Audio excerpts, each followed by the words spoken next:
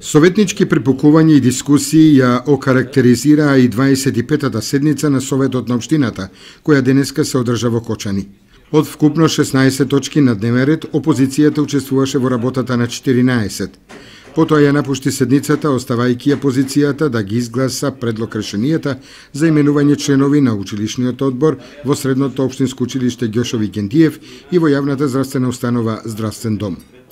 Напуштањето на седницата од страна на опозицијата следуваше по изгласувањето на одлуката за преименување на неколку улици во градот, меѓу кои посебно на улицата Маршал Тито, која во иднина ќе го носи името ВМРО, како и на улицата Иван Серафимов, која се преименува во Петровденска. Зошто толку неодложно се прави ова? Јас немав ништо против кога ги имавме предлозите за имењата на улици. Рековме дека улиците што се со број некоректно и дека на истите треба да им се даде име и се сложивме со тоа и процедурата беше во таа насока.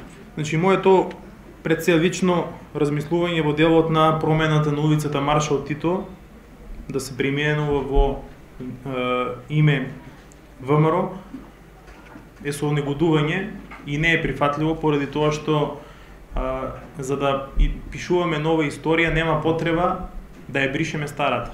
Инаку по извештајот за работењето на комуналното јавно предпријатие Водовод во 9 месеци од годинава, советниците од опозицијата прашуваа за стопанисувањето со геотермалната вода, за исплатените дневници за патување во странство, како и за побарувањата на предпријатието од училиштата.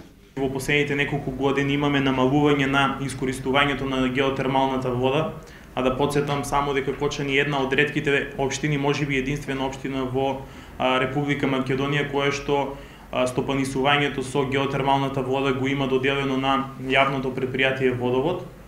И ако го погледнеме извештајот од работењето во првите 3 месеци, меѓутоа и во претходните 1-2 години, ќе забележиме дека постојано имаме намалување во искористувањето на геотермалната вода и во приходите по однос на геотермална вода. Во извештајот не стои долг од училиштата, дали значи тоа дека нашите училишта се раздолжиле, ако не во спротивно колку е тој долг. На тоа директорот Љупчо Папазов со одговор. На претходната седница на Советот на општина Кочани изгласавте ребаланс на буџетот во кој беа предвидени ставки за затварање на долговите на училишта кои се користи на геотермалната вода и училиштето Никола Карев и Кирил и Методи немаат во моментот долгови за користењето на геотермалната вода. Долговите се затворени за изминатите години. Инаку сите 16 точки од дневниот ред по соодветни дискусии беа